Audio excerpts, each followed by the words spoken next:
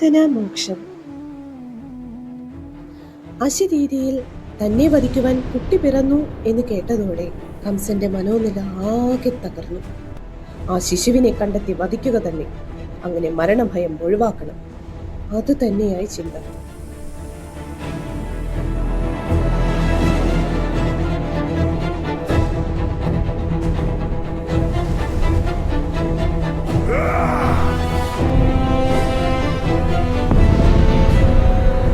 അങ്ങനെ രാക്ഷസിയായ പൂതനയെ വിളിച്ചു വരുത്തി കാര്യങ്ങൾ സശ്രദ്ധം അറിയിക്കുന്നു.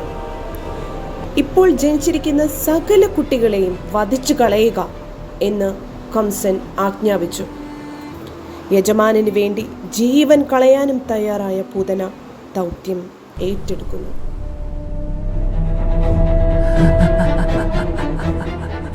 അവൾ അമ്പാടിയിലെത്തുന്നു.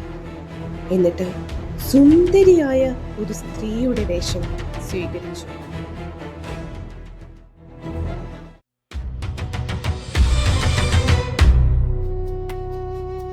അതേസമയം പൊന്നുണ്ണിക്കണ്ണൻ അങ്ങനെ തൊട്ടിൽ ഉറങ്ങുകയാണ്. പൂതന യശോദയുടെ അരികിലെത്തി ദൂരെ നിന്നും വരികയാണെന്നും നല്ല ക്ഷീണമുണ്ടെന്നും അറിയിച്ചു. പാവം യശോദ അതെല്ലാം വിശ്വസിച്ചു. യശോദ അവളോട് അവിടെ വിശ്രമിച്ചു കൊള്ളുവാൻ പറഞ്ഞു. അതിനുശേഷം അവൾക്ക് വേണ്ടുന്ന ആഹാരവും വെള്ളവും എടുക്കാനായി അകത്തേക്ക് പോയി. ഇത് പൂതനയുടെ തന്ത്രമായിരുന്നു. അവൾ ആ നേരം കൊണ്ട് അകത്തേക്ക് പ്രവേശിച്ചു. തന്റെ മാറിൽ കൊടിയ വിഷം തേച്ചു.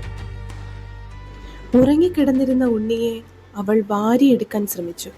പക്ഷേ അവന്റെ ആ നോട്ടം അവളിൽ മാതൃവാത്സല്യം ഉണർത്തി. എന്നാൽ കംസന്റെ വാക്കുകൾ അവൾ ഓർത്തു. അവൾ തന്റെ വിഷം പുരട്ടിയ മാറിൽ നിന്നും മുലയൂട്ടി കുട്ടിയെ വധിക്കുവാൻ തീരുമാനിച്ചു. സർവചരാചരങ്ങൾക്കും നാഥനായ ഭഗവാൻ എന്ത് വിഷം! വിഷം നിറഞ്ഞ പാലിനൊപ്പം അവളുടെ രക്തവും ഊറ്റിക്കുടിച്ചു. പ്രാണവേദന സഹിക്കാനാകാതെ അവൾ ഇറങ്ങി ഓടി. അലർച്ച കേട്ടെത്തിയ യശോദാമ്മയ്ക്ക് ഒന്നും മനസ്സിലായില്ല. തൊട്ടിലിൽ ഉണ്ണിയും കാണുന്നില്ല. യശോദാമ്മ നെഞ്ചു പൊട്ടിക്കരഞ്ഞു. ഗ്രാമവാസികൾ എല്ലാവരും ശബ്ദം കേട്ടിടത്തേക്ക് ഓടാൻ തുടങ്ങി. എന്നാൽ അതേസമയം ഭഗവാൻ പൂതനയ്ക്ക് മോക്ഷം നൽകുകയായിരുന്നു.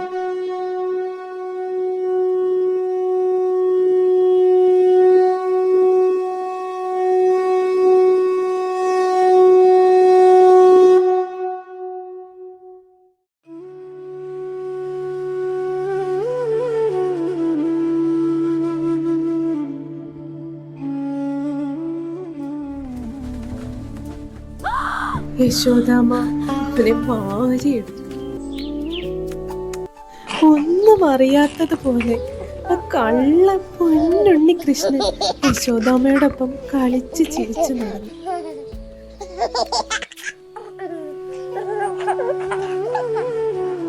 ഹരേ കൃഷ്ണ.